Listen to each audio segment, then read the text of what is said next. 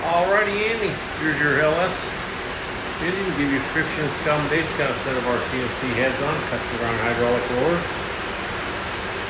I think you're putting your own induction on. We just got a sniper here we're running in on for you. We'll go in there and make a run, see what she does. Stay tuned.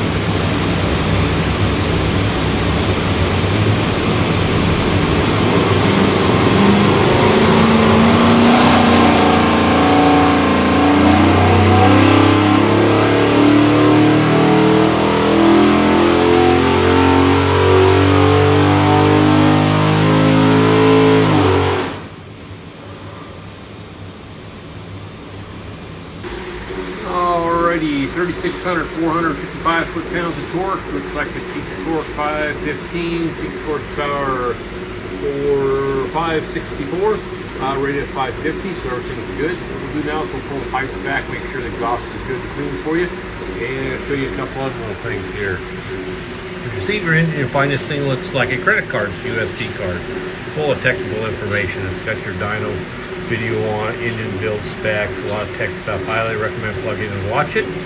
On the engine will be this tag.